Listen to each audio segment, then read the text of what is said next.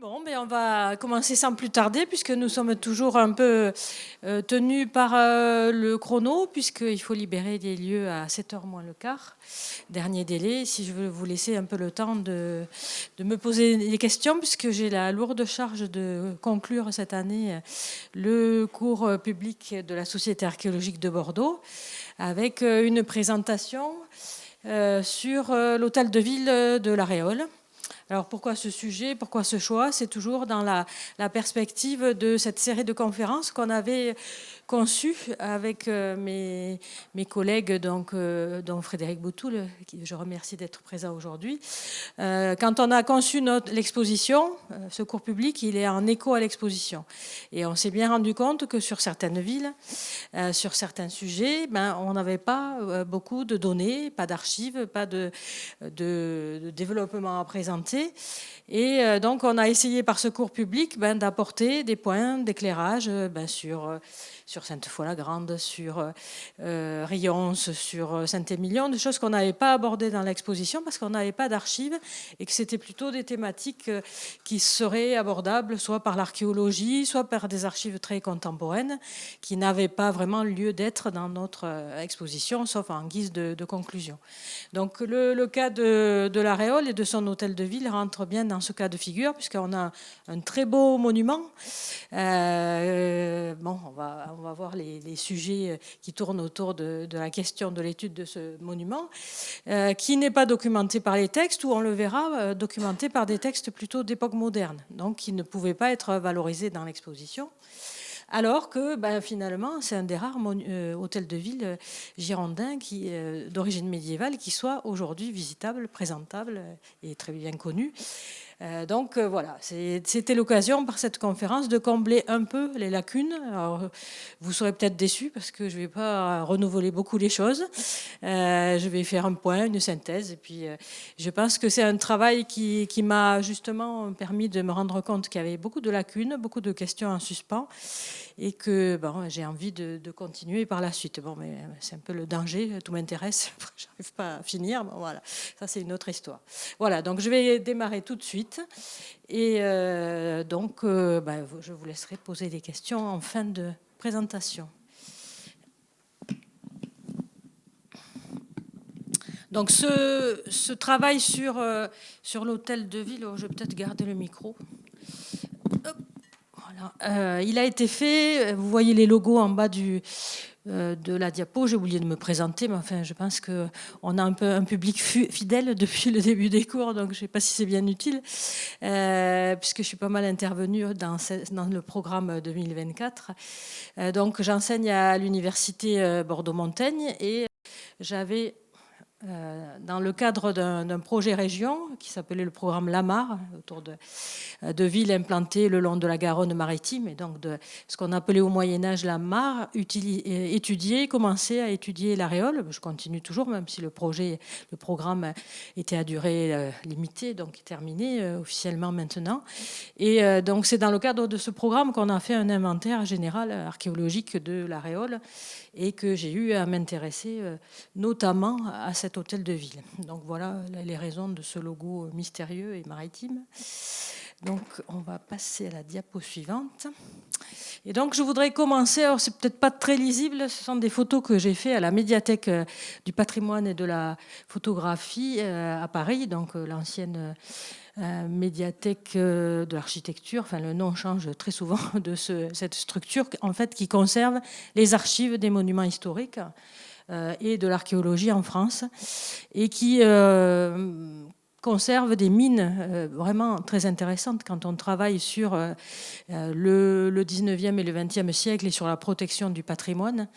Et donc, dans les dossiers qui concernent la commune de la Gironde, il y a un très épais dossier qui concerne l'hôtel de ville de La Réole. Donc, je l'ai exploité pour cette conférence. Et au milieu plein de factures, de devis, de lettres de plainte, de récriminations pour obtenir des subventions, on a un joli rapport qui a été en fait préparé par le conseil municipal de La Réole au début du XXe siècle, très certainement avec l'aide, sinon en partie la plume de l'architecte des monuments historiques de l'époque, qui s'appelait Monsieur Rapine, et qui écrit au ministère de l'Instruction publique et de l'Éducation pour le supplier de bien vouloir classer monument historique son hôtel de ville qui est dans un piteux état qu'il faut restaurer et qui serait très intéressant pour le patrimoine girondin de restaurer et de classer. Et donc il y a quelques pages qui sont vraiment intéressantes parce que en fait, celui qui les a écrites résume très bien tous les enjeux que représente cet hôtel de ville. D'abord, il présente dans la première partie, donc, on souhaite attirer l'attention sur des commissions de la Commission nationale des monuments historiques sur l'intérêt de ce monument, et on explique que l'hôtel de ville de La Réole est le plus ancien hôtel de ville de France. Et donc, du coup, il faut absolument le conserver. Et qu'il a été créé dès la fin du XIIe siècle, même s'il a été rénové ou remanié au XIVe, XVe siècle. Donc déjà, deuxième paragraphe, une vue d'archéologue assez intéressante. Et si on regarde le troisième paragraphe, bon, j'ai cliqué peut-être un peu vite, vue d'historien, on nous dit que cette maison commune a certainement été fondée au début du XIIIe siècle ou à la fin du XIIe siècle à la faveur de nouvelles coutumes qui ont été données à La Réole, et qu'il faut situer la construction de cet hôtel de ville plutôt au début du XIIIe siècle, donc après la création de ce qu'on appelle la commune de La Réole. On y reviendra tout à l'heure. Et donc, conclusion, il faut absolument restaurer ce monument qui a un rival en France, qui est l'hôtel de ville de Saint-Antonin d'Ambleval, en Tarn-et-Garonne, qui serait plus ancien que celui de La Réole. Donc, le cocorico girondin en souffre un petit peu, mais, nous dit le rapport, cet hôtel de ville de Saint-Antonin n'avait pas été fondé au départ pour abriter la commune, mais était une possession vicomtale. Donc, finalement, sous-entendu, l'hôtel de ville de La Réole, qui a été bâti pour abriter la commune, est bien le plus ancien hôtel de ville de France, puisqu'il a été dédié à cet usage. Donc, à lui seul, ce rapport résume bien des problématiques qui se posent toujours aujourd'hui autour de la question de l'histoire de cet hôtel de ville.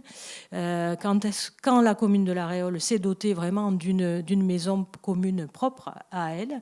On n'a pas de textes médiévaux pour le dire, donc il faudrait mener une étude archéologique du bâti très fine pour arriver à être un peu plus précis. Je vous rassure, je ne l'ai pas faite dans le cadre de cette conférence, ça serait un gros travail à mener aujourd'hui. D'autant que ce monument, il a vécu. Et le titre de ma conférence, c'était l'histoire d'un monument exceptionnel, mais c'est l'histoire à travers tous les âges, époque contemporaine, époque moderne, époque contemporaine, et on va voir qu'il a beaucoup, alors souffert c'est un grand mot, mais il a été affecté de nombreuses fonctions, beaucoup de transformations, justement eu égard à ces changements fonctionnels au cours de l'histoire. Donc si on étudie lorsqu'on étudiera un jour de manière très fine ce monument, il faudra prendre en compte toutes ces étapes, et c'est ce qui a déjà été en grande partie fait par les historiens qui ont déjà historiens et archéologues surtout, qui se sont intéressés bien sûr à l'étude de cet hôtel de ville. Donc, je ne vous ai pas mis de bibliographie ici parce que ce n'est pas les lieux, mais j'ai un petit peu énuméré les grands noms qui se sont attachés, ou les noms moins célèbres qui se sont attachés à faire des monographies sur l'hôtel de ville. On peut pêle-mêle pour le 19e siècle, La Pouillade, Pigano, bien sûr. Pour le 19e siècle aussi, quelques noms plus ou moins connus, plus ou moins archivistes comme Gabriel Loirette, plus ou moins archéologues comme Jacques Gardel, et vraiment spécialistes de la sculpture médiévale comme Thierry Soulard. Et chacun a apporté une pierre à l'édifice, des informations complémentaires, parfois des erreurs aussi qui ont été reprises d'une fois à l'autre, pas très graves, mais qui sont des erreurs qui ont été annoncées notamment par La Pouillade. La Pouillade a fait le rapport sur l'hôtel de ville. Il s'est trompé en comptant le nombre de colonnes qui se trouvent au rez-de-chaussée, et c'est une erreur qui est reprise depuis régulièrement dans la bibliographie. Jacques Gardel aussi s'est un petit peu laissé prendre par la figure actuelle de l'hôtel de ville, en affirmant que ça avait été un hôtel-halle, comme on connaît des exemples dans le nord de la France, et c'est une hypothèse qui est très discutable, et en tout cas qui n'est pas du tout avérée à ce jour. Les Réolais eux-mêmes se sont emparés du sujet et ont fait un article très intéressant dans les années 60 dans les cahiers du Réolais, qui est très pertinent et qui, alors le nom de l'auteur ne me revient pas, mais il a été illustré par, je crois que c'est Pierre Laville, qui a fait de très belles illustrations qui sont un peu d'actualité aujourd'hui, puisqu'elles ont été récemment éditées dans une publication des éditions de l'Entre-deux-Mers. C'est une petite publicité gratuite, mais voilà, qui a fait reconnaître un dessinateur du XXe siècle, qui a été un dessinateur du patrimoine et qui a fait pour la Réole des dessins absolument remarquables et qui vont vraiment, en les étudiant, maintenant qu'elles c'est ressorti un petit peu, on y a accès, un dossier très complémentaire du travail de Léo Drouin au XIXe siècle. Donc déjà du travail qui a été fait, mais pas suffisamment, et on doit pouvoir encore faire beaucoup mieux sur cet édifice. Alors c'est pas évidemment ce que vous voyez sur la diapo, c'est pas la Réole, c'est l'hôtel de ville de Saint-Antonin-Nobleval, mais qui, avec lequel on peut faire certains parallèles pour la Réole, avec tous les hôtels de ville qui sont connus, et le plus grand nombre d'hôtels de ville médiévaux connus sont plutôt dans la moitié nord de la France, plutôt du côté vers les Flandres, où on a des hôtels qui sont caractérisés par des grandes salles, de ce qu'on appelle des maisons-halles, d'où parfois aussi la confusion avec la fonction de l'édifice. Pourquoi des maisons-halles? Parce que c'est des lieux où on a besoin de se réunir, parfois en grand nombre, parfois réunir l'ensemble de la communauté. C'est des lieux qui peuvent être polyvalents, redivisés à l'envie, en fonction des activités qu'on peut y procéder. Et c'est vrai que souvent, le rez-de-chaussée de ces hôtels de ville a été affecté au commerce, donc halles ou commerce comme à Saint-Antonin-Nobleval. Donc ça, pourquoi pas la Réole, mais on verra pourquoi cette hypothèse n'est pas retenue actuellement ou ne tient pas la corde en tout cas. C'est aussi un lieu de symbolique du pouvoir de la commune, de la municipalité, qui est souvent accompagné d'une tour, d'un beffroi. C'est pas le cas de l'hôtel de ville de la Réole, là on en voit un, mais cette tour, ce beffroi est associé au temps municipal. Elle donne une heure qui n'est pas l'heure de l'église. Et là on verra qu'à la Réole, on n'a pas de beffroi, mais on a ce qu'il reste de ce temps municipal avec des cloches qui sont attestées assez tôt dans l'équipement de cet hôtel, mais leur emplacement actuel n'est certainement pas l'emplacement original. Donc, on va essayer de balayer à travers cette conférence les questions qui sont particulièrement intéressantes, enfin pour moi et en général qui se posent pour ces hôtels de ville. La commune, qui est ici une jurade, donc qui est un organisme, un conseil municipal si vous voulez, qui est appelé à gérer l'ensemble d'une ville, doit choisir une maison commune. C'est pas systématique. Vous verrez dans l'exposition, si vous ne l'avez pas encore visité, que toutes les villes qui ont eu le statut communal en Gironde n'ont pas forcément éprouvé le besoin d'avoir une maison commune, ou spécifique en tout cas. Mais en tout cas, quand on en fait une, on choisit un emplacement particulier, un emplacement qui n'est pas anodin, donc on verra quel a été le choix des Réolais. Quelles ont été les fonctions connues de l'hôtel de ville de la Réole? Souvent, on le sait grâce à des documents plutôt modernes. Et puis, on va voir aussi quelles ont été les mutations qui ont concerné ce bâtiment à l'époque moderne et à l'époque contemporaine, puisque même dès la fin de l'époque moderne, il a commencé à subir des changements d'affectation qui ont eu un impact sur le bâtiment en lui-même.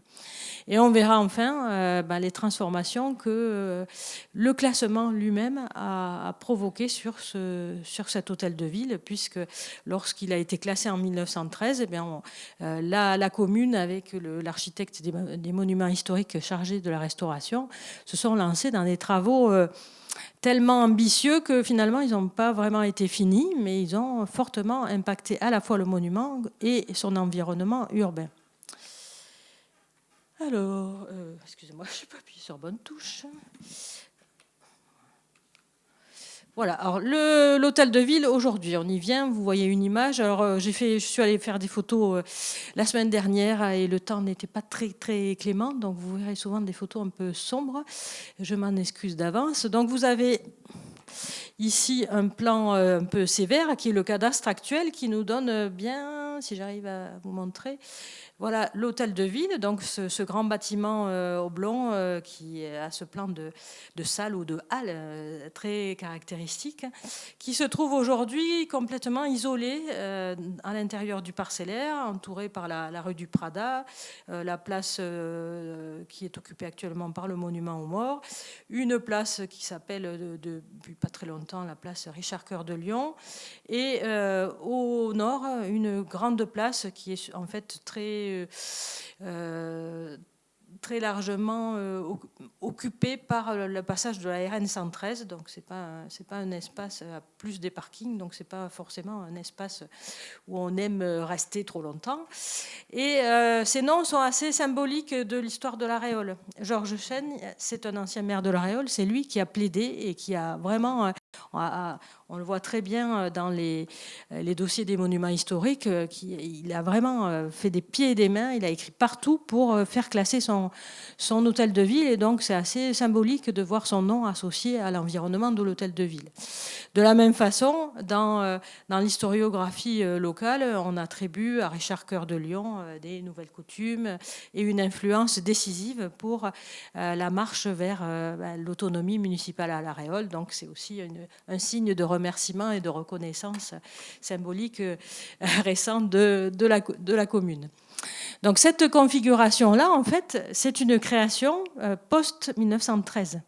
Il ne faut pas du tout imaginer l'hôtel de ville dans cette configuration au Moyen-Âge ni à l'époque moderne. Alors, si j'arrivais à faire passer. Alors, on prend un peu de recul.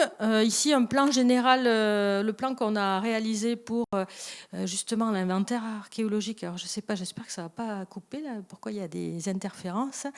Un plan qu'on a fait de la Réole, qui est un plan d'inventaire archéologique où on a reporté, donc ici, je n'ai pas mis tous les sites, mais j'ai laissé apparaître le réseau des fortifications de la Réole. Donc, vous avez ici sur fond de plan actuel, le plan de la ville, et on a reporté en rouge toute l'infrastructure médiévale qui est aujourd'hui conservée ou en tout cas restituable, et ça permet en gros de remonter à l'histoire de la ville de la Réole. La Réole, c'est une ville qui naît autour de son prieuré bénédictin, donc qu'on peut localiser ici dans son état actuel et dans ses transformations largement d'époque moderne pour tout ce qui le borde. Donc une ville qui est née à partir du XIe siècle. Le prieuré est fondé ou refondé en 977. Et à partir du XIe siècle, on a les premières mentions d'habitants, de rues, etc. autour de la Réole. Et cette première ville, elle est organisée à l'intérieur d'une enceinte que je vais essayer de suivre ici. Alors on la perd, on la suit par moment, et donc tournée vers la Garonne, pardon. Et ensuite, elle a été complétée au fur et à mesure de la progression de la construction de nouveaux faubourgs par ici un premier faubourg, un faubourg marchand, le faubourg du sel, de la Salargue, qui ensuite a été complété par une troisième fortification, une troisième ligne qui est assez mystérieuse parce qu'elle est très, très étroite. En fait, elle ne consacre pas une grande extension à la ville. Elle est mal connue, on en connaît un petit bout ici. Ici, on la perd, et puis ensuite, elle reprend ici. Et puis enfin, à la fin du XIIIe siècle et dans le courant du XIVe siècle, on construit une très vaste enceinte qui va venir se greffer autour d'un nouveau venu dans le paysage urbain, qui est le château de la Réole, château royal, ducal royal, qui a été fondé pour venir mettre un terme donc, dans la première moitié du XIIIe siècle, pour mettre un terme aux prétentions du prieur de la Réole, qui était un seigneur très puissant, qui avait sous son autorité plus de 25 communes de l'Entre-deux-Mers et aussi de ce qu'on appelle le Sud-Gironde aujourd'hui, donc au sud de la Garonne, et qui avait à plusieurs reprises pris part à des révoltes des barons contre le roi-duc. Donc ce château est venu quelque part protéger la ville, mais aussi la contrôler et contrôler directement le prieur et son pouvoir. Et c'est l'occasion des interventions de Richard Cœur de Lion, de ses successeurs, en particulier Jean Santerre, au bénéfice. On joue les bourgeois contre le prieur, quelque part, à leur bénéfice pour donner aux habitants de la ville un semblant d'autonomie municipale que le prieur n'était pas forcément enclin à donner. Donc une nouvelle enceinte qui va englober une extension très très importante de la ville cette fois-ci. J'arrive pas à suivre forcément, enfin vous le voyez en pointillé, voilà, avec des nouveaux quartiers comme ici un bourg neuf, qui est très certainement aussi un bourg marchand qui s'est développé à l'ouest de la ville, toujours sur l'ancien tracé de l'ancienne route de Bordeaux à Toulouse, donc qui a été remplacée par la 113 qui passe ici. Donc où se trouve l'hôtel de ville? Je ne vais pas faire un jeu de recherche, l'hôtel de ville il est là. Donc il a une position particulièrement intéressante parce qu'il est venu quelque part se mettre au XIIIe siècle, donc on est avant la grande enceinte de Réunion, avant la construction des couvents mendiants qui se positionnent plutôt au milieu du XIIIe ou dans la deuxième moitié du XIIIe siècle, vraiment en périphérie de la ville, et certainement avant le développement de la collégiale Saint-Michel, qui est mentionné au début du XIIIe siècle, mais qui n'a pas de statut de collégiale avant la fin du XIIIe, voire le début du XIVe siècle.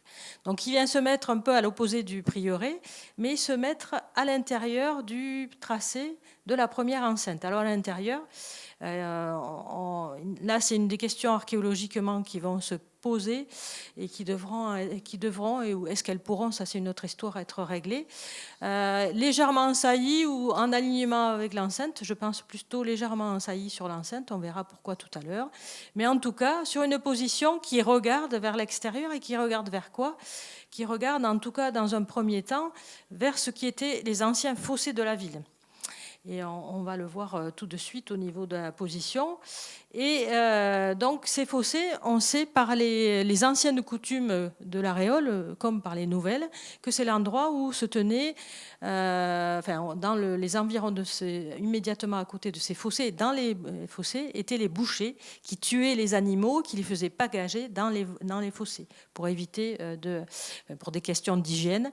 Donc on est vraiment sur une zone de marchands, bouchers, donc commerçants très importants et parmi ceux qui sont représentés, signalés le plus souvent dans la bourgeoisie de la ville. Donc un espace pas anodin qui a ensuite été protégé parce que cette extension de l'enceinte ici, particulièrement défendue par un ancien bastion dont on a retrouvé les traces dans le parcellaire des maisons qui sont construites là. Et donc un espace, une espèce de réduit particulier vers lequel est tournée la façade, on le verra tout à l'heure, principale de l'hôtel de ville. Alors, si j'arrive à faire passer, voilà. Alors, on a un document qui est vraiment très précieux, qui est exposé dans la dernière partie de l'exposition, relativement à l'histoire des fortifications, mais là, j'en ai gardé volontairement qu'un petit bout. C'est un plan de la ville du milieu du XVIIIe siècle. Bon, je pense qu'il date de 1756, mais je n'ai pas tous les éléments pour le prouver exactement. Et qui nous donne un plan extraordinairement détaillé de la ville de La Réole à cette époque, avec le nom des rues, même souvent le nom des propriétaires de certaines maisons. Ce n'est pas tellement vrai ici, mais c'est le cas ailleurs. Et j'ai zoomé, j'ai découpé la carte à hauteur de l'hôtel de ville.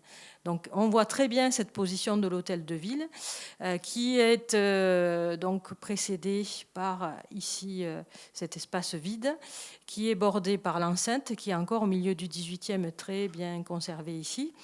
On voit qu'il y a un fort dénivelé à l'extérieur avec des jardins, c'est pas encore construit comme ça l'est aujourd'hui, qui sont au pied de ce dénivelé. Et puis on voit hôtel de ville ici et à côté la halle. Donc, un élément très intéressant, on voit que cette halle, ça n'a pas l'air d'être très construit, ça a l'air d'être simplement marqué par un vague muret. Peut-être que c'est une halle en bois, enfin probablement une halle en bois, quelque chose de très, très léger, mais qui vient se greffer à l'hôtel de ville. Et puis ici, on voit une structure dans la rue extérieure, c'est l'escalier qui permet d'accéder à l'hôtel de ville. Et on verra qu'il permettait d'accéder au premier étage de l'hôtel de ville et non pas à son rez-de-chaussée. Alors... détail. Alors, cette configuration, elle s'est maintenue jusqu'à la Révolution, jusqu'après la Révolution, au moment où on a fait des transformations. Donc ici, on a un dessin, c'est un dessin de la Pouillade, mais j'aurais pu mettre un dessin de Drouin ou un dessin de Picano. Ils ont tous fait un petit peu leur schématisation de l'hôtel de ville avec des propositions pour essayer de montrer comment cet hôtel de ville se greffait à l'enceinte. Donc là, c'est assez simple. Donc on voit la grande halle derrière, le pignon principal, donc celui-ci, qui est le plus décoré avec son balcon bretèche qu'on verra tout à l'heure ici. Et puis ces grandes arcs qui sont percés par des sortes de meurtrières très étroites. Et puis de part et d'autre, un mur qui vient se greffer. Alors c'est un peu évasif, et c'est un peu évasif parce que justement, on ne sait pas trop comment le lien se faisait. Souvent, on a longtemps pensé que ce lien il se faisait par les contreforts plats qui sont aux angles du logis, mais ce n'est pas clair du tout. On le verra encore sur les prochaines photos. Donc voilà ce que ça donne aujourd'hui. Et pour vous donner une idée, puisque tous ces plans, toutes ces photos, ça aplatit les choses. Donc pour vous donner une idée du dénivelé qui existe. J'ai pas fait la coupe ici, j'ai fait la coupe sur le géoportail, tout le monde peut faire ça. Sauf que là, il y a des maisons qui gênent et donc ça fait une espèce d'apic tout à fait pas normal. Donc j'ai fait une coupe ici sur la place du Monument aux Morts, qui est absolument de plein pied avec l'hôtel de ville. Et puis j'ai pris en travers la place Georges Chaigne, la RN 113, et puis la montée de la côte du Mulet vers Saint-Michel. Et donc on voit très bien la plateforme où est l'hôtel de ville, et ensuite, là c'est un peu exagéré, sans doute cet apic, mais on voit très bien ce dénivelé qui correspond en fait très bien encore à l'ancien fossé qui délimitait la première enceinte. Donc il y a un aspect monumental, le bâtiment il fait presque 30 mètres de long, un aspect élevé et un aspect très symbolique. Ça domine, on domine, et quand je ne sais pas si j'ai mis deux photos, j'ai oublié d'en mettre un. Quand on est sur le balcon de l'hôtel de ville, on a une vue très impressionnante, non pas sur la Garonne, contrairement au prieuré qui est tourné vers la Garonne, mais sur les anciennes terres agricoles au nord, enfin à l'est, à l'ouest et au nord, et on voit en particulier tous les promontoires qui entourent la Réole, comme le Mirail, etc. Et donc c'est vraiment un hôtel qui est tourné vers les terres, vers le monde agricole, le monde rural qui dépendait de la Réole. Alors, qu'est-ce qu'on en sait au Moyen-Âge ? On en sait, on en connaît quelques éléments, et je pense qu'on en connaîtra un peu plus quand on aura pu exploiter le fonds d'archives communal de la Réole, qui a été déposé aux archives départementales il n'y a pas très longtemps, il y a quelques années, qui était conservé à la Réole, mais étant conservé à la Réole, on n'avait pas beaucoup la possibilité, peu d'étudiants avaient travaillé dessus, peu de collègues aussi, c'était compliqué d'aller passer des heures et des heures à chercher, à dépouiller des montagnes de papier qui n'avaient pas vraiment été inventoriées jusque jusque-là. Et donc, grâce au travail des archives départementales qui ont convaincu l'Aréole de déposer ces fonds, qui ont en grande partie numérisé ces fonds, les étudiants commencent à s'emparer, et puis nous aussi, de ces fonds, et de pouvoir les dépouiller et exploiter les données qu'ils comportent. Alors j'ai extrait quelques éléments, alors j'ai joué la simplicité et j'ai repris une copie moderne des statuts qui avaient été donnés, des privilèges qui avaient été donnés à l'Aréole. Comme ça, vous pouvez les lire facilement, c'est traduit, c'est formidable, plutôt que les documents d'origine plus compliqués à lire et qu'on a conservé que sous des copies manuscrites qui ne sont pas forcément très aisées à lire. Et donc cette copie, elle est intéressante en soi aussi, parce qu'elle fait une synthèse des droits qui ont été obtenus par l'Aréole au Moyen-Âge et au début de l'époque moderne, en dépouillant les archives que l'Aréole conservait. Alors c'est un texte, je ne me rappelle plus, j'ai dû le marquer, je ne sais plus si c'est du XVIIe ou du XVIIIe siècle, qui a été mis par écrit, synthétisé, lorsque la commune de l'Aréole a voulu remettre au goût du jour le sceau qu'elle utilisait au Moyen-Âge. Et donc, elle a demandé au roi de France si elle pouvait avoir ses propres armoiries, reprendre le sceau médiéval. Et la royauté lui a demandé de justifier cette ancienneté, de ses droits, etc. Et donc, à cette occasion, la ville a fait faire une espèce de mémoire sur les droits passés de l'Aréole. Et ça nous vaut ce petit mémoire imprimé qui est très intéressant, avec des erreurs de traduction qui sont assez amusantes parfois, et donc qui explique tous les droits, alors on n'arrive pas à remonter jusqu'au début du XIIIe siècle, mais on démarre des confirmations de 1255 et on rappelle toutes les confirmations successives qui ont été faites à l'Aréole pour la conforter dans ses privilèges. Et on reprend donc ces statuts qui sont donnés à la ville pour avoir... Alors, je crois que j'ai fait quelques entourages, mais peut-être pas suffisamment. Donc, qui donne à la ville le droit d'avoir des jurats, des prud'hommes, et qui, au début, lui a donné le droit d'avoir un maire. Mais ça n'a pas duré très longtemps. Au milieu du XIIIe siècle, l'Aréole a perdu la possibilité d'avoir un maire et donc de désigner son propre chef. C'est ensuite le prévôt, le représentant du roi, du roi-duc, qui a remplacé ce maire. Et donc, on nous dit ce que doivent faire les jurats, comment ils se réunissent, combien ils sont. Bon, ce n'est pas vraiment le sujet. Mais on voit très vite que le rapport qui existe entre ces jurats et les bouchers. Dès le 10e article, on nous dit comment doivent s'organiser les bouchers, où est-ce qu'ils doivent se tenir, et ils doivent venir prêter serment dans la maison commune. Et donc, c'est le premier passage où le texte nous parle de cette maison commune. Et donc, on est sur une traduction parfois un peu hasardeuse, mais là, la traduction est correcte, de la confirmation de 1255. Et si on passe à la suivante, on nous rappelle que les jurats ont le droit de tenir un sceau, donc c'est ce qui intéressait beaucoup les hommes de l'époque moderne, de justifier la possession d'armoiries et de sceaux, et que ce sceau, les jurats l'ont pour sceller toutes les lettres qui s'expédient à la maison commune.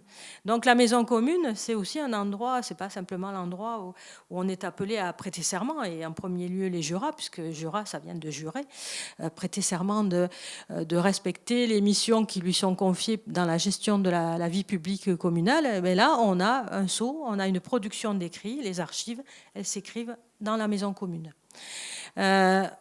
Je crois que c'est le seul passage. Alors, si on regarde ensuite dans les registres de la Jurade, toujours dans les fonds communaux de l'Aréole, qui ne sont pas toujours très faciles à lire, on a une belle série de fonds de la Jurade du XVIIe siècle où, évidemment, ce sont les registres de délibération. on parle très souvent de la maison commune, des travaux qu'il faut y faire, des activités qu'on y tient. Et bon, j'ai pris une série de morceaux choisis et qui est un peu de bric et de broc parfois. Là, on nous parle de la cloche. On nous dit, tiens, en fait, un peu plus haut dans le texte, on nous explique qu'il y a eu un orage, que la foudre a frappé les cloches. Il y avait 2 cloches sur l'hôtel de ville en 1619, et une des cloches s'est brisée, enfin s'est fendue. Donc on a décidé de la descendre, mais on ne décide pas de la refondre, mais de l'offrir au prieur à Saint-Pierre de la Réole. Alors c'est pas un cadeau empoisonné, hein, c'est un cadeau intéressant parce que les cloches, ça se refond. C'est le matériau qui est important, et le prieur justement souhaitait mettre une cloche à une chapelle de son prieuré, et donc on l'offre. Et par ailleurs, on commande une nouvelle cloche pour la maison commune, parce que la maison commune, elle mérite quelque chose de neuf. On a aussi des problématiques de réparation qui ont dû être des problématiques dès le Moyen-Âge, mais ces problématiques de réparation, elles nous donnent quelques pistes sur l'organisation interne à l'époque moderne et peut-être dès le Moyen-Âge, mais là on ne sait pas trop.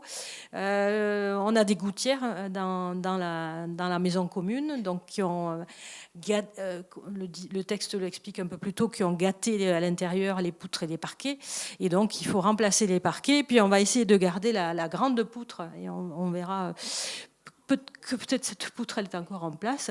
On va essayer de réparer un corbeau qui soutient la poutre, qui menace de s'écrouler, et qui menace de s'écrouler sur une cheminée qui est en dessous. Donc on verra ça tout à l'heure avec les photos, vous verrez c'est de quoi on parle. Donc, j'ai pris deux exemples, mais justement, c'est très long, très difficile à lire, ces registres de la Jurade. Donc, il y a des pages et des pages. Donc, je pense qu'on trouvera beaucoup d'informations relatives à cet hôtel de ville pendant son fonctionnement de l'époque moderne, où, en gros, l'utilisation comme maison communale a été permanent, sauf, je ne sais plus si je l'ai mis quelque part, un moment où la commune a perdu d'ailleurs son autonomie, a été remplacée par un conseil désigné par le roi de France, etc.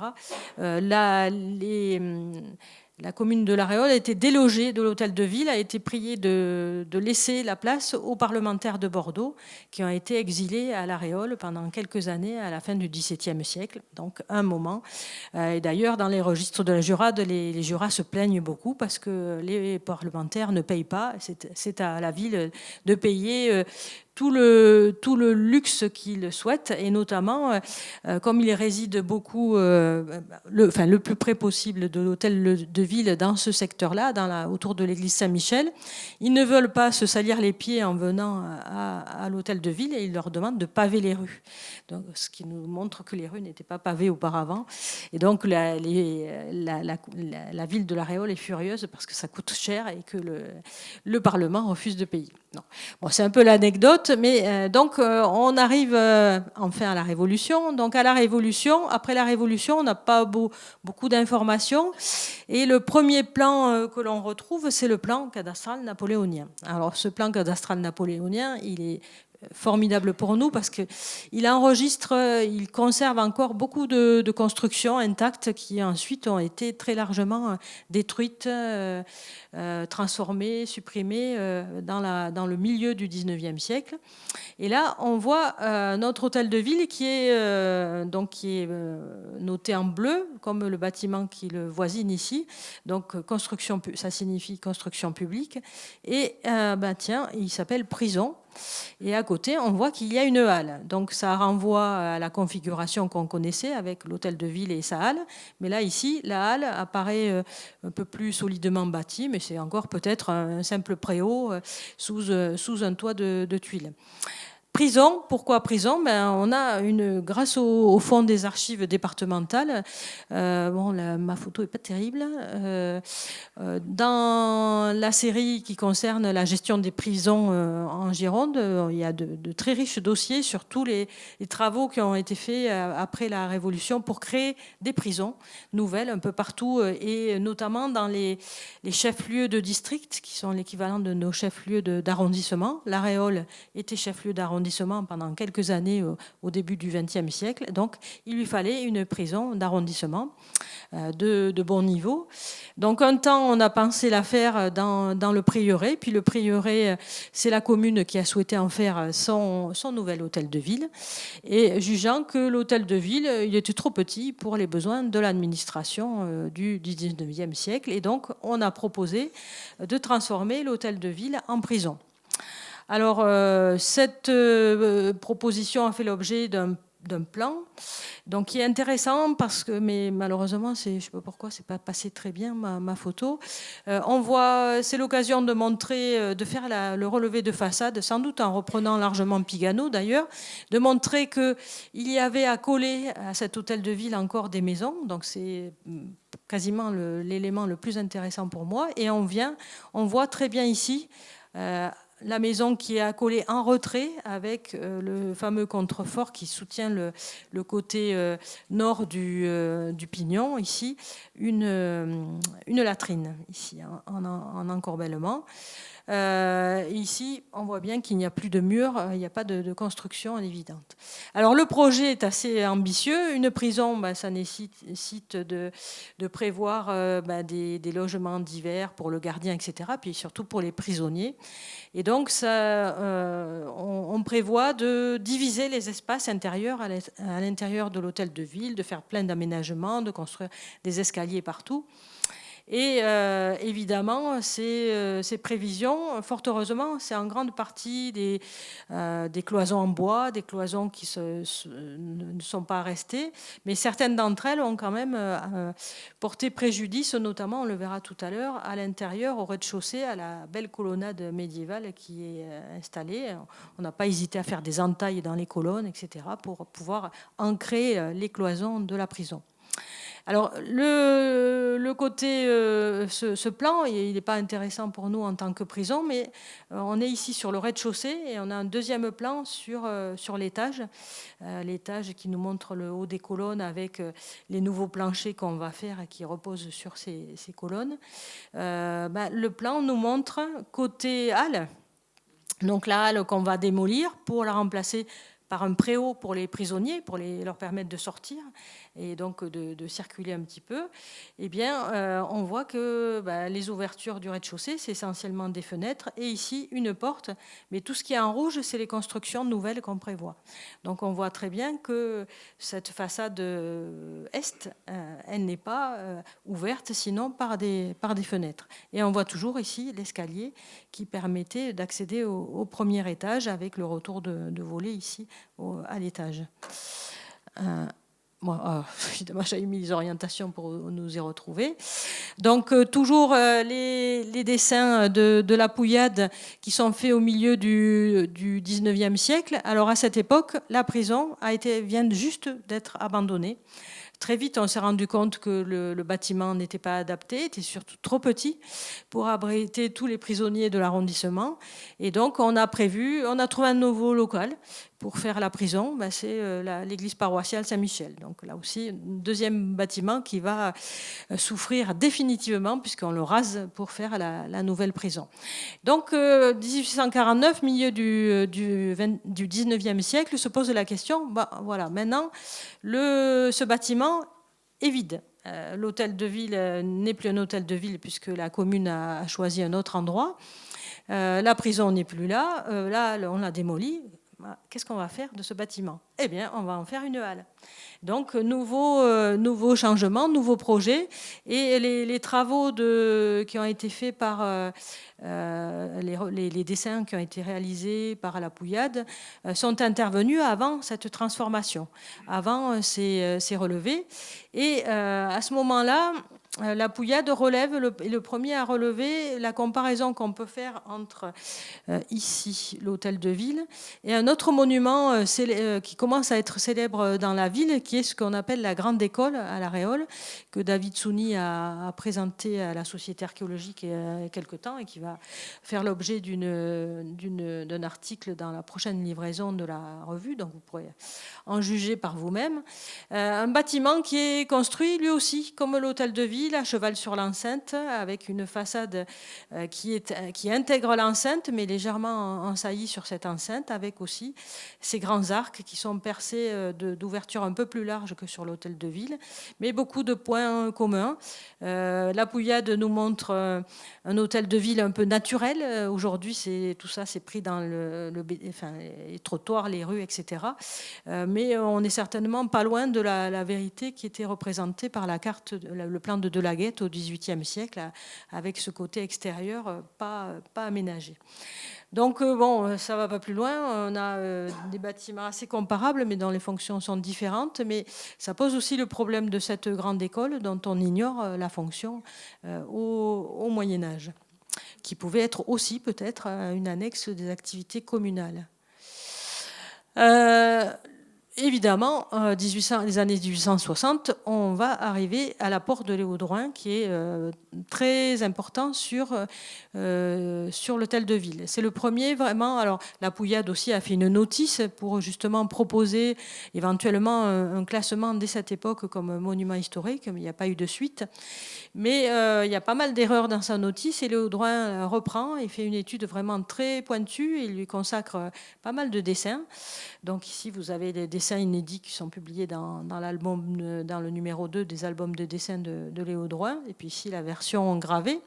Et on remarque un détail, si on ne se focalise pas sur cette vision très belle de la façade principale de l'hôtel de ville, on regarde la maison qui vient se flanquer contre, et en bas, on voit ici, et mieux sur le dessin, une petite fente qui montre bien que cette maison, elle était bien appuyée, elle était bien intégrée dans l'enceinte et qu'elle-même en conservait encore une fente très clairement identifiable.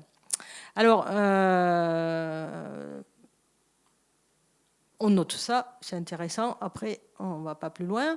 Léo Drouin a représenté l'hôtel de ville sous toutes ses faces. Et ici, on a un dessin particulièrement intéressant que Léo Drouin a fait, comme il avait le coutume de le faire parfois, d'après des dessins antérieurs, parfois réalisés par des amis, comme ici monsieur Jules, je crois que c'est Jules de Verneil, qui avait fait ce dessin quelques années auparavant, en 1857. Donc 3 ou 4 ans avant. Et justement, à un moment que Léo Drouin regrette de n'avoir pas vécu ou de n'avoir pas vu, parce que qu'est-ce qu'on était en train de faire? Eh bien, voilà, on assiste au moment où on transforme le vieil hôtel de ville en halle. Alors, pour le transformer en halle, il faut des ouvertures. Il faut pouvoir que le chaland et les chalands, que les commerçants et les clients puissent rentrer facilement, faire leurs achats. Et donc, on a décidé de faire 2 grandes ouvertures à l'intérieur des murs de cet hôtel de ville. Alors, on voit des signes déjà de destruction. On voit ce contrefort central qui vient rythmer la façade est de l'hôtel de ville qui est en cours de démolition ici. Et vous verrez tout à l'heure qu'on voit encore ces arrachements ici. Il a été complètement démoli. Et puis quand on ouvre, en imitant le style médiéval, on ouvre ces côtés du mur pour pouvoir transformer le rez-de-chaussée en halle. Donc Léo Drouin dit que ça s'est fait avant qu'il ne visite, ça s'est fait trop tard, et il est scandalisé par cette transformation, bien sûr, en disant que bon, on a essayé d'imiter l'art du Moyen Âge, mais que c'est très maladroit, et en tout cas que ça change le bâtiment, les origines fonctionnelles de ce bâtiment. Si on continue, voilà, version gravée qui est un peu moins précise comme souvent, mais qui est toujours aussi édifiante. Et on voit quelques éléments aussi intéressants. On voit les maisons qui ici, donc il n'y a plus rien. Il n'y a plus l'ancienne halle ni l'ancien préau de la prison. Et derrière, on voit bien le bâti qui se poursuit en arrière du de l'hôtel de ville. Je surveille l'heure, c'est bon. Autre relevé intéressant, Léo Drouin nous propose une coupe. Et cette coupe, elle est très précieuse parce que depuis, on n'a pas réellement réalisé de nouveaux relevés précis. Alors on verra qu'il y en a d'autres qui ont été faits, mais dans la perspective de faire des travaux qui n'ont pas forcément été tous réalisés. Et cette coupe, elle est faite à un moment où certaines modifications n'ont pas été encore faites. Donc on voit l'hôtel de ville de l'intérieur.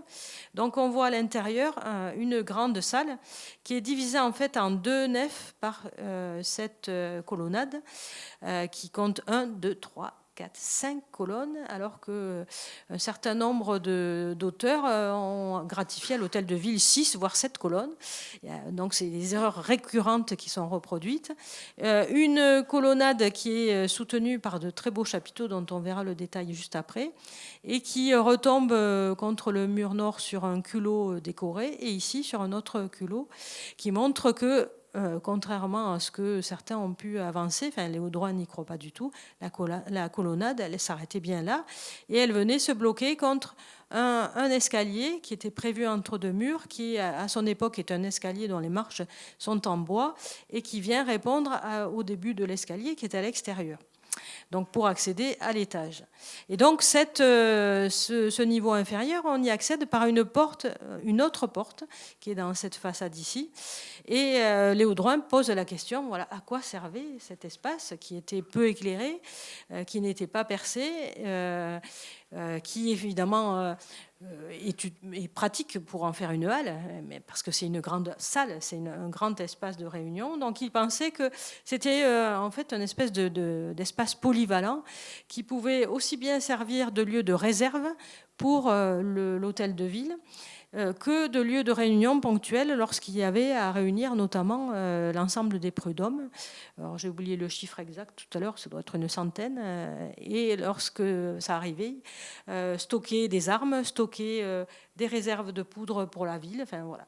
Donc hypothèse intéressante, mais en tout cas, lui réfute la possibilité qu'on y ait fait du commerce des halles, étant donné la difficulté d'y accéder, l'absence de portes larges d'accès à cet espace, qui est un espace très monumental, on le verra sur les photos tout à l'heure.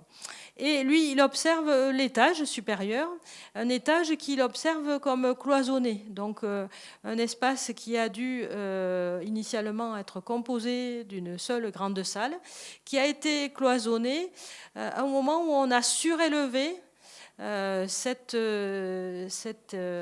partie de l'hôtel de ville.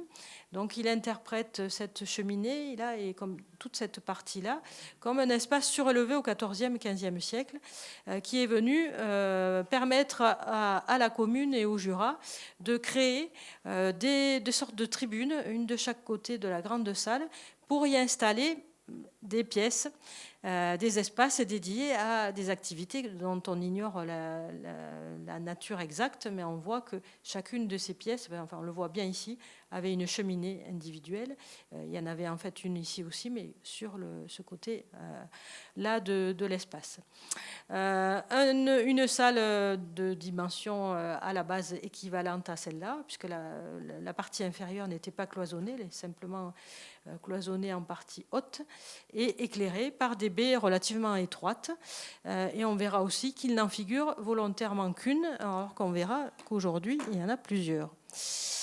Alors, le dessin qui a servi de brouillon à cette gravure est très intéressant parce qu'on voit le travail de Léo Drouin, le soin pris à mesurer à côté, à prendre quelques notes que j'ai coupées sur la figure, à faire ses calculs. Donc, on voit tout le travail de l'archéologue qui fait son relevé lui-même et qui fait un travail remarquable sur cet édifice. Donc il a dessiné aussi le bas, et tout en critiquant l'ouverture, la perforation qui a été faite dans le mur est, il dit que finalement, bon, c'est dommage, mais ça permet d'éclairer la salle et d'observer les chapiteaux magnifiques qui couronnent les colonnes. Donc ces chapiteaux, il les a dessinés dans des dessins de détail. Et il s'étonne, mais ce n'est pas le seul à s'en étonner, hein, le dernier article qui a été vraiment consacré à l'hôtel de ville dans les années 80 par Thierry Soulard, spécialiste de la sculpture du XIIIe siècle, s'étonne du fait qu'il n'y a pas un chapiteau qui soit identique, qui sont un peu de nature différente, donc il pose la question d'éventuel remploi. Mais bon, en disant que l'hypothèse ne tient pas vraiment non plus la route parce que toutes les parties supérieures sont de même dimension. Mais il note aussi l'influence antique pour certaines corbeilles décorées d'acanthe. Et il pose la question des découvertes qui ont pu être faites ou qui pouvaient être connues à cette époque-là du passé gallo-romain de l'Aréole, qui était assez riche en périphérie de la ville, en ruines de villas encore très nettement visibles au Moyen-Âge.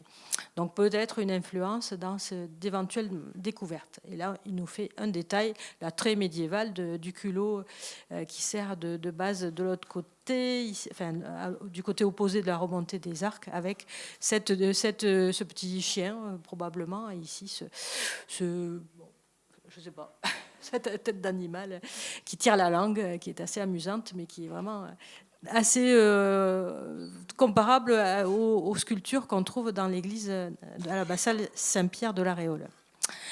Ces mêmes chapiteaux ont été dessinés par Pierre Laville plus récemment dans les cahiers du Réolais, donc où il s'intéresse donc à ces décors où on voit très bien la différence de chacun des décors de ces chapiteaux. Alors on avance dans le temps, 1864, un beau dessin de relevé à la peint en partie, qui est conservé dans le fond de la Société archéologique de Bordeaux, donc qui m'a été communiqué par Pascal-Éric Carrère, que je remercie, et qui nous montre une image assez peu différente de celle de Léo Drouin, mais on remarque toutes ces ouvertures qui ne sont pas du tout représentées par Léo Drouin, qui en représente juste une d'un côté et deux de ce côté. Donc il y a quelque chose qui s'est passé. Et puis on notera ici cette espèce de construction qui correspond à un puits qui n'est jamais signalé sur les plans antérieurs, donc qui a peut-être été aménagé maintenant, mais qui est aujourd'hui très prisé par les touristes qui aiment beaucoup, qui admirent ce puits qui a depuis changé de forme d'ailleurs, mais qui n'a rien de médiéval. On le retrouve ici, dans cette représentation de Bernède, un peu plus tardive, qui nous montre qu'à cette époque-là, le quartier a conservé un peu plus de maisons médiévales, ou de maisons du début de l'époque moderne, de maisons à pans de bois. Celle-ci a été classée en même temps que l'hôtel de ville. La mairie avait signalé son intérêt, elle a été classée, mais celle-ci n'a pas été classée et tout ce pan de bois a disparu des constructions actuelles. On arrive au début du XXe siècle. Alors là, on a une photo qui est très intéressante et qui est peut-être à l'origine de la prise de conscience de la mairie de l'Aréole du trésor qu'elle avait dans son patrimoine. C'est une photo qui est prise par Camille Anlard lui-même, donc qui est vraiment une référence de l'archéologie médiévale, de l'histoire de l'art médiéval du début du XXe siècle, et qui est venu à l'Aréole. Alors malheureusement, ces clichés ils sont conservés à la médiathèque du patrimoine, ils ne sont pas datés. Mais on peut les dater probablement j'ai mis vers 1104, non, ça c'est déformation, vers 1904, sans doute avant, parce que Camille Anlard a utilisé ce cliché pour le faire figurer, alors en le dessinant, dans son manuel d'archéologie française. Donc il a dans le volume 2 qui est consacré à l'architecture civile, alors j'ai simplifié du Moyen-Âge, c'est de l'époque mérovingienne à la Renaissance, où on voit qu'il a, par un croquis, repris trait pour trait sa photo ici, et où, dans un livre qui n'est pas forcément très, très illustré, l'Aréole tient une bonne place, où il signale que l'hôtel de ville de l'Aréole est bien le plus ancien de France, si on considère que celui de Saint-Antonin n'a pas été conçu dès le départ pour la commune. Et dans son texte, il dit bien que les ouvertures qu'on voit sur cette partie sont récentes et que au départ, il ne lui semble pas que l'hôtel était polyvalent, c'est-à-dire avec une partie basse destinée au commerce et une partie haute réservée aux jurats. Donc, il souligne cet intérêt et cet intérêt, il a fait une deuxième photo, mais qu'on verra un peu plus loin. Cet intérêt, il a sans doute fait marquer un petit peu le monde de Réolé. Et à partir des années 1910, on commence à trouver des courriers du maire de l'époque, donc Georges Chaigne, qui demande, qui écrit aux députés, qui écrit aux ministres, qui dit voilà, on a un beau monument mais qui est en mauvais état, il y aurait besoin de faire des travaux. On a eu la visite de l'architecte des monuments historiques qui nous dit qu'il y a un gros programme à faire, mais voilà, il nous faut de l'argent. Et donc on a cette demande qui finit par aboutir en mai 1913 par le classement au titre des monuments historiques de l'hôtel de ville. Alors, ce classement, il s'est fait un peu... Enfin, il a généré des travaux qui avaient été prévus d'entrer dans le dossier de préparation au classement de monuments historiques par l'architecte, donc monsieur... Alors, j'arrive pas bien à lire peut-être que vous me corrigerez les signatures. J'arrive pas à voir si c'est monsieur Rapine ou monsieur Raspine. C'est pas très clair. Et à chaque fois, on dit monsieur l'architecte dans les textes. Donc, du coup, j'ai pas bien compris l'orthographe de son nom. Et dans le dossier qui est conservé à la médiathèque du patrimoine, le projet de restauration est très, très ambitieux. Et il y a un budget qui l'accompagne. La mairie donc demande tout de suite des subventions pour arriver à tout payer. Et bon, je vous ai mis la première page d'une délibération du conseil municipal en 1935, parce que ce projet est tellement pharaonique, il a mis près de 20 ans à aboutir, en grande partie parce que la guerre est arrivée après le classement et que ça a obligé de différer tous les travaux. Mais finalement, dans l'aventure, il y a une grande partie des travaux projetés qui n'ont pas été réalisés. Donc voilà les plans qui ont été faits par l'architecte, qui nous donne donc l'état du site au début du XXe siècle, qui n'est pas trop différent du nôtre, où on note encore la présence de l'escalier d'origine ici, et qui va être accompagné par la prévision de l'aménagement si vous avez visité l'hôtel de ville, vous le connaissez tous, un escalier particulièrement monumental en pierre, très inspiré par Viollet-le-Duc, accompagné de la pose de menuiserie dans le style médiéval, etc., et qui font l'objet de pages et de pages de relevés, de travaux. C'est vraiment, on a l'impression que c'est le grand projet de l'architecte. Et en même temps, l'architecte signale qu'on a la plus grande difficulté à accéder au comble de l'hôtel de ville, et il prévoit aussi de faire un escalier en colimaçon en bois qui permettrait d'accéder au comble. Et ça n'a jamais été fait malheureusement. Et du coup, c'est très difficile d'accéder au comble aujourd'hui. Voilà, donc je passe sur ces projets. Et ces projets de restauration donc, font l'objet du coup de relevés assez précis, mais qui incluent dans leur projet tout ce qui va être fait et qui n'indique pas forcément toutes les ouvertures nouvelles qui sont prévues. Et c'est parfois difficile de s'y repérer. La seule indication qui est soigneusement faite, c'est le projet, qui n'est pas forcément lisible, qui a été rajouté après coup, de reconstruire les latrines qui sont situées à l'extérieur, donc sur la façade ouest de l'hôtel de ville, qui avait été démoli. Et donc voilà, on a un projet qui nous montre que ce qu'on voit aujourd'hui, qui est encore en partie démoli, est de facture très récente. Alors, ce projet initial de 1913, voilà le début. En fait, l'architecte ne se contente pas de remanier l'intérieur de l'hôtel de ville, de l'équiper d'un bon escalier, de changer les menuiseries, de changer les vitres, de changer les tuiles, de changer le parquet. Enfin, je ne vous fais pas la liste, mais c'est énorme. Il trouve que cet hôtel de ville, il est trop pris dans les constructions récentes. Et donc, il faut dégager tout ça. Et c'est vraiment un plan très intéressant parce qu'il nous donne à voir à quoi ressemble l'environnement de manière très précise de l'hôtel de ville au début du XXe siècle. Donc on a toujours les maisons qui sont présentes sur ce qui a donné la place du monument aux morts aujourd'hui. Et puis on voit qu'il y a une halle nouvelle qui a été construite. Donc la halle sous l'hôtel de ville, ça doit être une fausse bonne idée. Et donc on a construit non pas une halle ici, sur la place de la halle, mais on en a fait une nouvelle devant l'hôtel de ville, ici, au pied de sa construction. Et donc on prévoit de la démolir et on prévoit aussi de démolir une maison qui gêne au coin ici pour pouvoir faire une route qui passe devant l'hôtel de ville. Et on adjoint à ce plan des photos de l'État, donc c'est très important, des cartes postales, où on voit la halle en question, donc c'est une halle classique sur poteau de bois, et tout ce qui est barbouillé en rouge, c'est ce qui doit sauter. Et on a donc même certaines cartes postales qui sont collées de travers, donc qui nous donnent à voir la halle ici, et puis ce à quoi ressemble la future place Georges Chêne ici. Donc, on a d'autres photos qui montrent cette halle et surtout montrent les maisons qui sont accolées à l'hôtel de ville.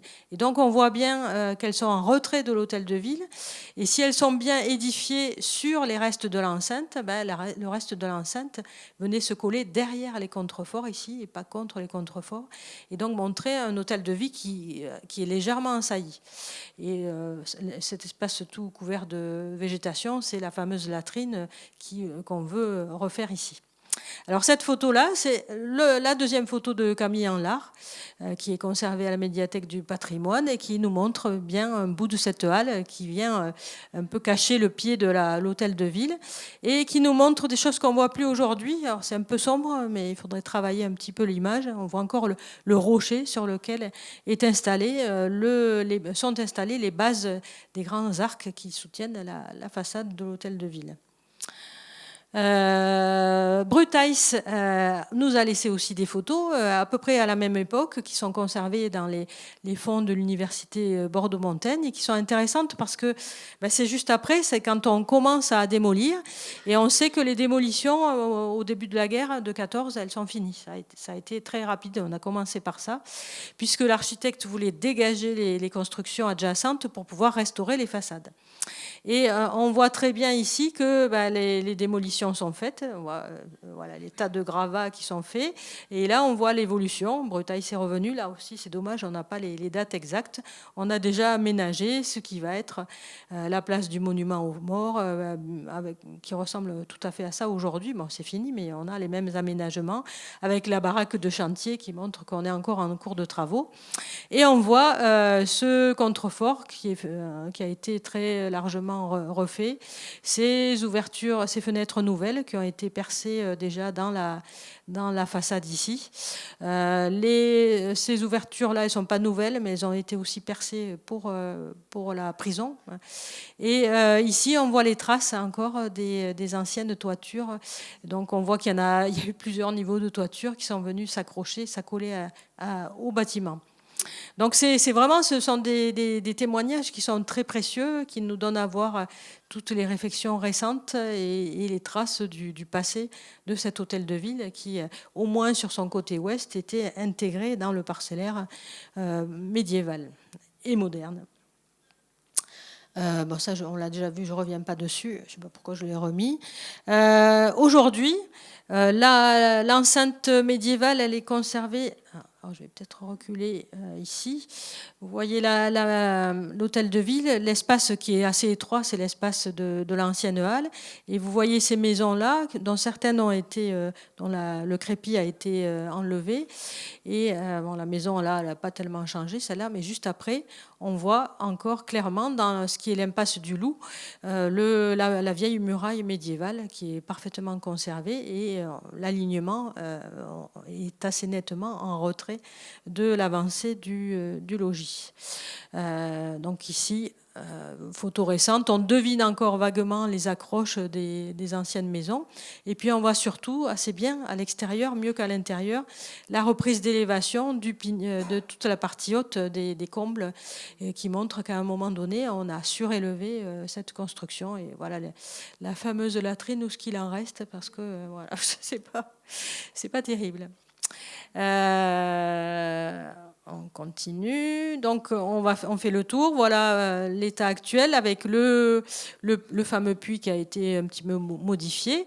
Et on voit cette porte qui permettait d'accéder avec l'escalier en bois intérieur aux étages et qui se trouve perché parce que l'escalier qui était sur la rue a été détruit lorsqu'on a aménagé la rue. C'est déjà assez étroit. On ne pouvait pas le laisser maintenir et il a peut-être même brûlé parce qu'on a tout le parement en avant là, qui est brûlé. Et on voit la seconde porte en arc légèrement brisé qui permettait de rentrer dans le niveau inférieur.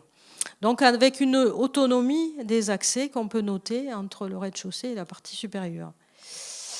Voilà une vue d'ensemble avec, on voit tout de suite la différence, ces percements avec des colonnes qui sont traitées brutes, qui dénaturent un peu la façade, mais bon, si on voulait les supprimer, on aurait du mal à restituer ce qu'il y avait exactement auparavant.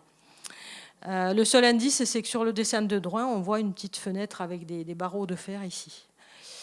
L'intérieur qui est, malgré les ouvertures relativement sombres, qui n'a pas changé depuis le Haut-Drouin. Oui. De toute façon, c'est les dernières photos là. Voilà, les chapiteaux. Voilà, ça n'a rien à bouger quasiment.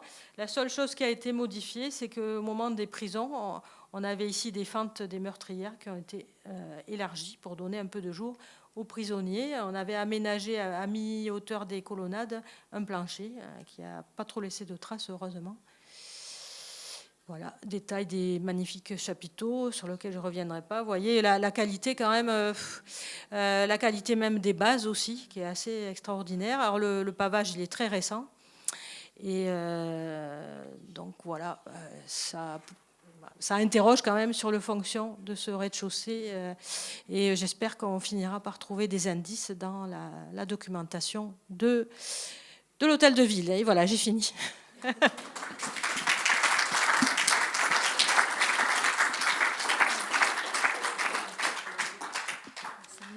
Alors, 5 minutes de questions, bien sûr, je me suis laissée un peu embarquer.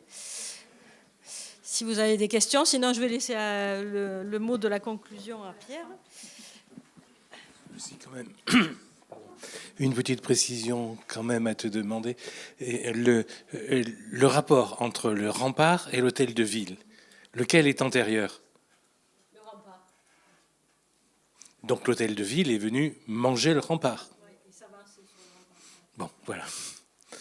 Merci, c'était quand même nécessaire d'avoir ça parce que c'est pas si simple et on s'aperçoit que la deuxième, l'enceinte qui vient le protéger, il y a un lien avec l'aménagement de l'hôtel de ville, mais on a quand même eu le soin de garder la première ligne d'enceinte même de ce côté en grande partie. Je ne sais pas pourquoi. Ailleurs, c'était indispensable parce que le rempart servait de mur de terrasse, donc il valait mieux tenir les terres de l'aréole qui est sur un promontoire assez fragile. Vous avez montré un second édifice qui ressemblait à l'hôtel de ville. Oui. Comment s'appelle-t-il et où est-il localisé? C'est la grande école qui est au-dessus du Pimpin, au-dessus de la rue, je ne sais plus comment ça s'appelle. Sur la rue André Bénac. Ouais. Et il est privé. Il est classé aussi, mais dans un triste état. Dans le prochain numéro qui est sous presse, vous avez un gros article qu'annonçait Sylvie de David Souni dessus. Voilà. Bon, je voudrais juste, histoire de conclure ce cycle de cours publics, je voudrais commencer par remercier les archives départementales de nous avoir accueillis. C'est pas notre habitude. Et ma foi, on est très bien chez vous quand même. Et franchement, merci beaucoup à vous toutes, là, Agnès Vatican, à tous ces collaborateurs et collaboratrices. On a surtout vu des collaboratrices d'ailleurs ici.